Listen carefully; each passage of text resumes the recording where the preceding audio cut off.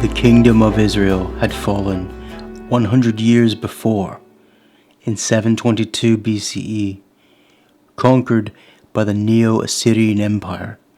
During that time, the kingdom of Judah, Jerusalem, and Zion remained free.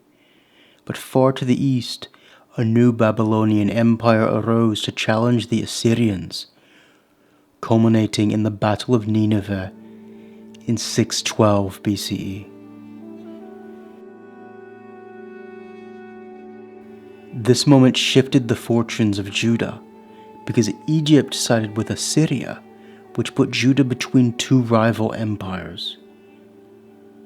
The Babylonians crushed the Egyptians at Carchemish in 605 BCE, smashing its chariots, but were unable to conquer Egypt, who placed a new king on the throne of Judah and Jerusalem named Jehoahaz.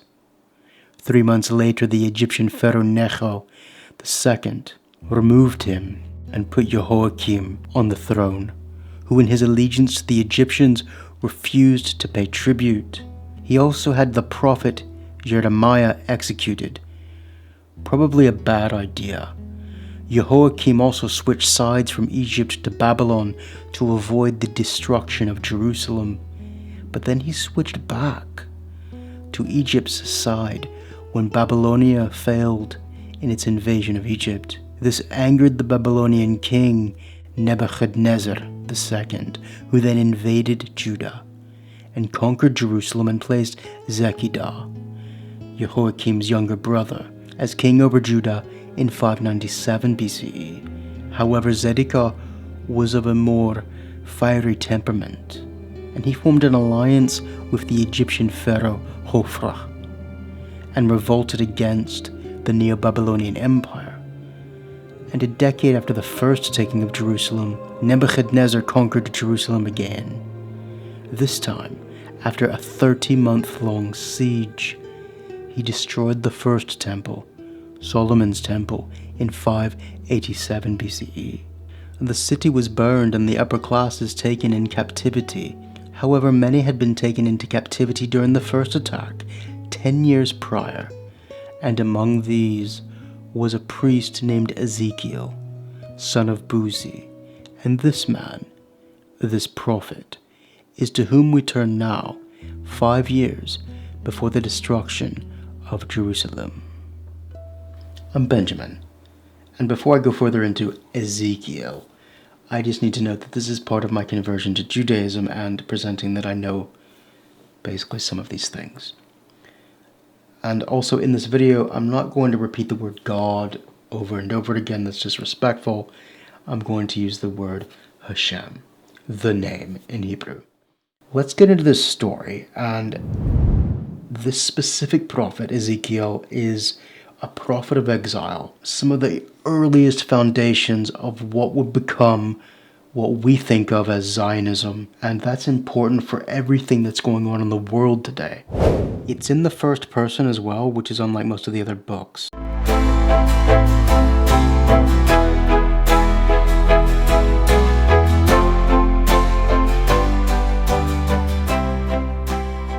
In the year 592 BCE, 5 years after being taken from Jerusalem, Ezekiel, son of Buzi, sat along the Chebar Canal in the land of the Chaldeans, in present-day Iraq, in Babylon. Now this vision that he has, I just need to mention briefly Tanakh, Torah, Nevi'im, Ketuvim, the 3 main books of Judaism. This vision's nothing like anything else in them. The rabbis were not sure if they should have even included it, because of that and of changing bits of the services in the temple with the later part. But I'm including it here, and I need to read out a bit from this for you in brief, so you get just how intense this vision that this guy has is.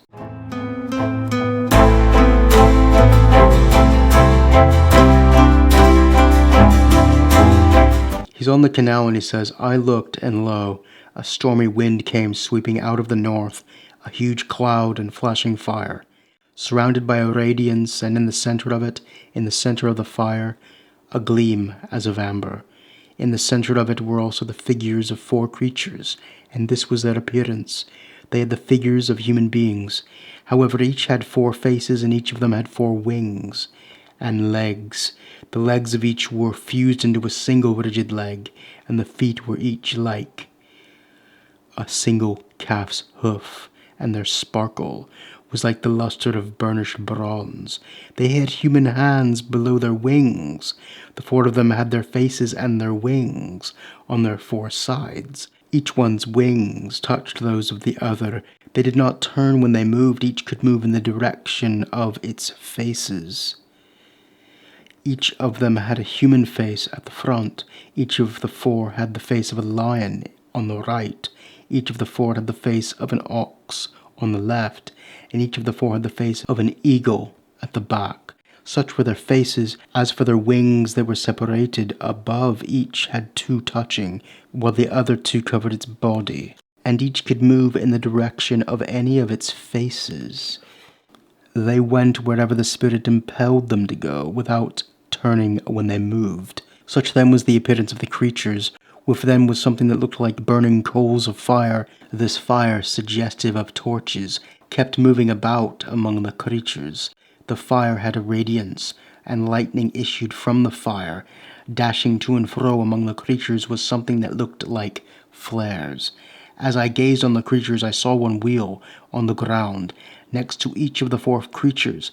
As for the appearance of the structure of the wheels, they gleamed like beryl. All 4 had the same form. The appearance and structure of each was as of 2 wheels cutting through each other. And when they moved, each could move in the direction of any of its 4 quarters. They did not veer when they moved. Their rims were tall and frightening, and the rims of all 4 were covered all over with eyes. And going forward through this, he then describes what was above it. Above the expanse over their heads was the semblance of a throne, in appearance like sapphire, and on top, upon this semblance of a throne, there was the semblance of a human form. From what appeared as his loins up, I saw a gleam as of amber, what looked like a fire encased in a frame, and from what appeared as his loins down, I saw what looked like fire. There was a radiance all about him, like the appearance of the bow which shines in the clouds on a day of rain. Such was the appearance of the surrounding radiance. That was the appearance of the semblance of the presence of the Lord. And having seen this, he falls to his face and bows before it. And then the Lord speaks.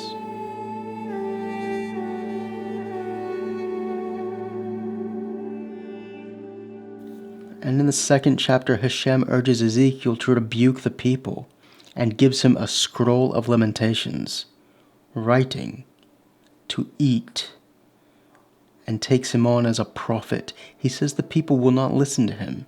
Jerusalem will be attacked a 2nd time. The temple will be destroyed.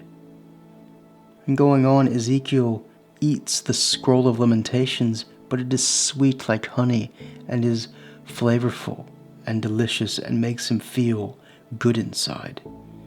And he is warned about Israel's obstinacy and is charged with rebuking the people. Israel has been worshipping idols and other gods, and Hashem is angry with his people for this. A spirit whirls Ezekiel to the community of exiles up from the canal, and he sees Hashem in a nearby valley.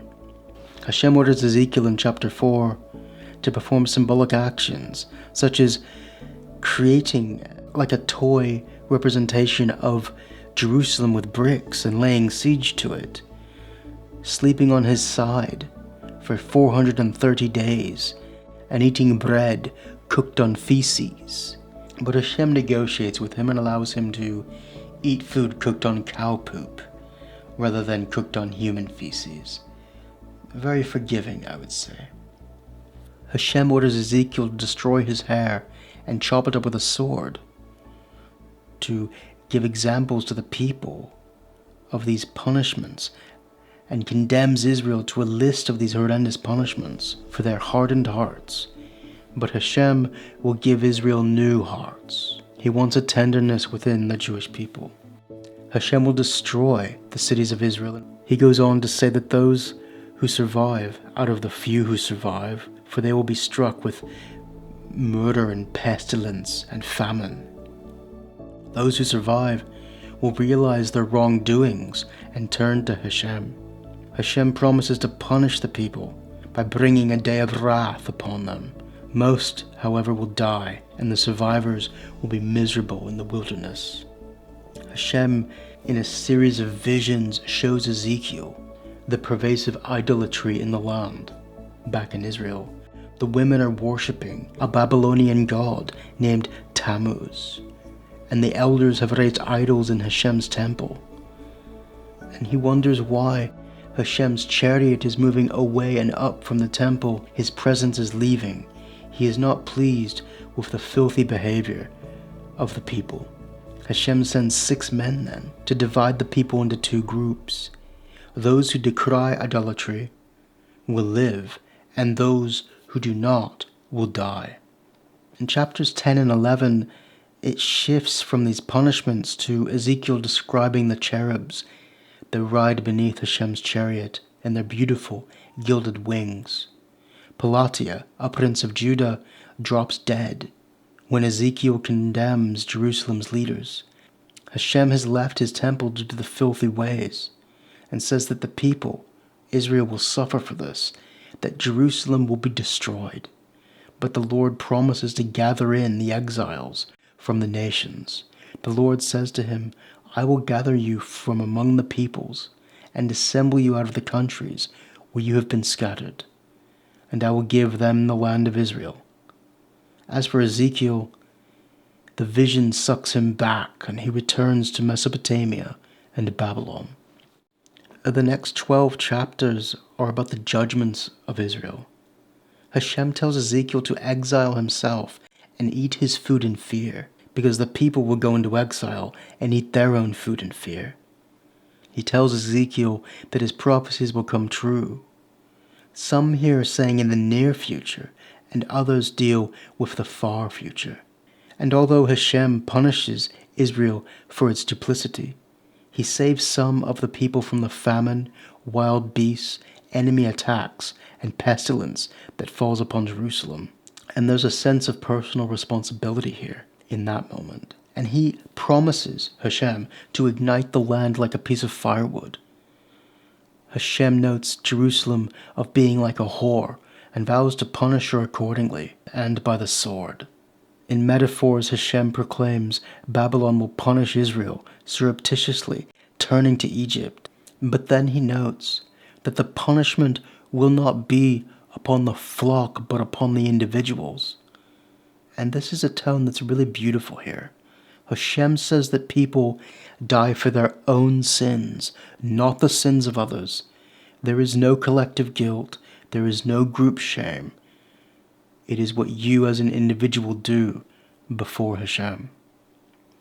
And Hashem gives 2 metaphors for Israel, one about a lioness losing her cubs, and the other about a tree being uprooted and the rotten fruit.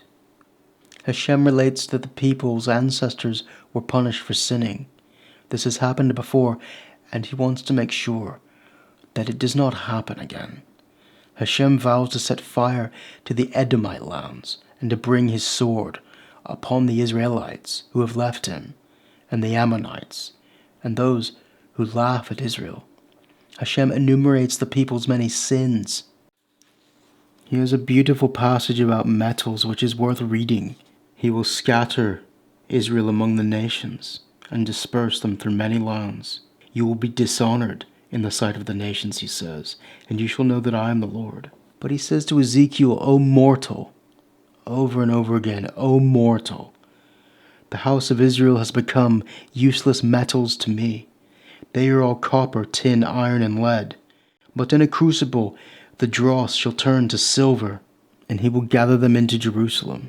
As silver, copper, iron, lead, and tin are gathered into a crucible to blow the fire upon them, so as to melt them, so I will gather you in my fierce anger and cast you into the fire and melt you. I will gather you, and I will blow upon you the fire of my fury, and you shall be melted in it. And you shall know that I, the Lord, have poured my fury upon you. I just need to note about that furnace bit. There's spooky stuff for relatively modern Jewish history in that. Hashem likens Judah, mainly Jerusalem, and Samaria to two sisters killed for their whoring. And he vows to purge Jerusalem of its sins, whilst commanding Ezekiel not even to mourn the death of his wife, to show that he is the Lord. In the next 8 chapters, there's a judgment of the nations. Hashem vows to destroy Israel's neighbors for reveling in Jerusalem's downfall, the island of Tyre.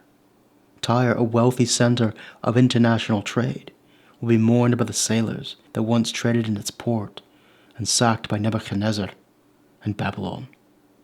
Hashem reprimands the prince of Tyre, laments the fall of that city, explains a vast trading network, including Israel, and promises to destroy Sidon, and vows to return Israel to its land. Hashem vows to punish Pharaoh and to give Egypt to the king of Babylon for his treachery. The king of Babylon will ravage Egypt and its allies. Pharaoh's empire will fall, like the Assyrian Empire, to Babylon. Hashem vows then to annihilate the Egyptians utterly, to empty Egypt of its people for a few decades, to scatter them over the earth, and to send many to the depths of the earth underneath, to the pit. After this, in the next chapter 33, Hashem reasserts with much more clarity that individuals are responsible for their actions, that sin is not group-based, it is not collectivist. You may repent before Hashem. And in this chapter, a fugitive comes, letting them know that Jerusalem has fallen. The prophecy of Ezekiel, one of them in these many, has come true, and this validates Ezekiel's prophecies. After this, there's hope, and hope for Israel. Hashem will replace Israel's leaders, gather in the exiles from the 4 corners of the earth, and bring prosperity to the land.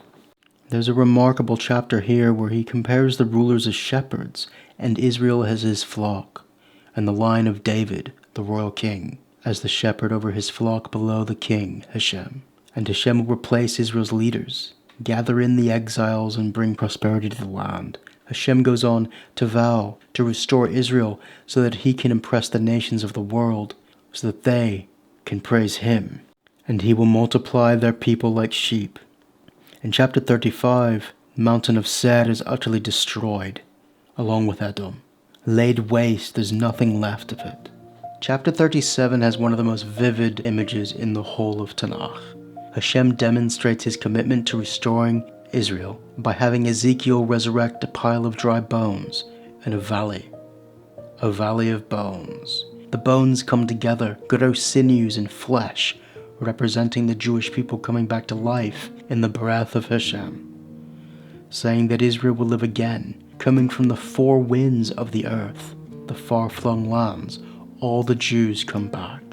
And it is said that his temple will be rebuilt in Jerusalem, and when this is fulfilled, his temple will last forever, so that the nations know that the Lord sanctifies Israel. He also tells Ezekiel to take 2 sticks, one representing Judah and the other Israel, and promises to unite the 2 under the kingship of David's bloodline. It is at this time that Hashem will send Gog's army to Israel and destroy it there, Gog and Magog, and this is rather than a specific place, he lists a series of nations. And there's no exact time as to when this happens, and this is important because this could reference any period. This enemy king Gog, Israel will bury his soldiers for 7 months. The birds will feast on the remains, and Hashem will establish Israel in its land. And in the sight of many nations they shall know he is the Lord when he brings from the nations every Jew back to Israel. Hashem says he will leave no exiles behind. Going from chapter 40, there's the description of the new temple to be placed upon the Temple Mount. Ezekiel is shown the measurements of the temple gates and courtyards by a man whose face and skin shines like copper. He is shown the temple's middle room, innermost room, and side rooms, and the measurements thereof, so that people in the future may build this temple. Ezekiel sees Hashem's glory enter the temple, the great hall, the Holy of Holies. There's decorations of palm trees throughout. And going further in, cherubs between palm trees with two faces, one human, one lion, each face facing a palm tree. Hashem warns Ezekiel to heed the laws of the temple and teaches him the laws. The presence of Hashem comes from the east, with the Jewish people back to Israel. Here, Jerusalem, where the Lord will rest the soles of his feet forever. The enclosure is holy. The east is to remain shut, and no one who is uncircumcised will be allowed in. He is shown the land, the divisions of land, how Israel will be divided when it is restored. And in the end, there is a remarkable vision of a fertile river that flows from the temple out east to the Dead Sea, which enriches the land, creating what could only be described as a Garden of Eden. And Hashem marks the borders of the land, reaching far to the north toward Damascus and into Lebanon, with the river as the eastern boundary. And Jerusalem's gates are described, and the city is renamed. The Lord is there. As you can see, there's a lot to unpack there. But it's not straightforward as to when all of these prophecies are referring to. Yes, some of them have passed, but some of them have clearly not, such as all of the exiles being brought back in to Israel, or the temple standing forever. There's clearly things that have not happened, and that is important to Judaism today and many debates within it. And Zionism, frankly, within not just Judaism but Christianity, and views within the West toward Judaism, and the politics around Israel today. So you need to know what this stuff is about. And I hope I've helped you recognize this is not a simple topic. Talk of exile, Zionism, the third temple, the second temple that happened before, the prophecies, and prophecy in Judaism not being just this and this will happen. Does that make sense? Well, if it doesn't, let me know down in the comments. I'm sure I'll get a few haters for this video anyway, but for those of you who want to be nice, please do so.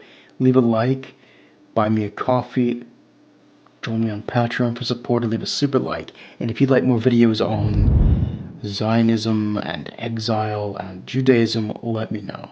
This was just something that's part of my Jewish journey, and occasionally you're going to get videos like this on this channel. But next time we'll go back into languages.